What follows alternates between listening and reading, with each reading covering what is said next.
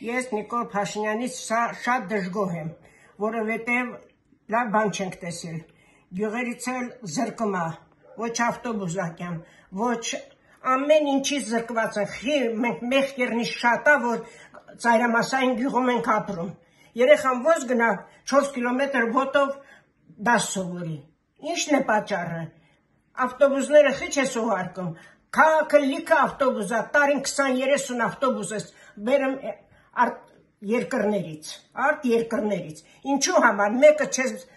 տալիս այս գյուղացուք, որ այդ աղջիկ երեխաները գնան դպրոց սովորեն, կրթվում են, խելոք են, լավ դաստիարակված երեխաներ են։ Այդ գյուղացին ինչ մեղք ունի։ Ինչի ես զրկում, ծայրամասային գյուղ է, այդ մթերքը որտեղից ստեղծեմ, որ դու առոք-փառոք ուտես։ Չես մտածում գոնե այդ խիղճը քեզ պահի, որ գյուղացին է թող ապրի։ Էլ ինչ ասեմ, շատ դժգոհ ենք, Ղարաբաղը ինքդ տվեցիր, Սյունիքը տալիս ես, այդ ինչա թուրք ես, թե հայ, ինչի համար ես հայի ոտի տակը քանդում, այ բենամուս, այ աննամուս, հիմա էլ ընկել ես կաթողիկոսների հետևից, կեղտոտ, եթե քեզ երեխա ունես, նրան էլ ուզում որ երեխա լինի, այդ ինչ բան է, տակուց եկած է, չեմ գիտեմ, 78 տարեկան եմ, ես շատ դժգոհ եմ և չեմ էլ ուզում, որ շարունակեմ։ Թոշակը տալիս ես ոչ գյուղում, ինչ կասից, մի կաթ մածունա, դրանով ոչ 10-20 չսպահեմ։ Կարելի է,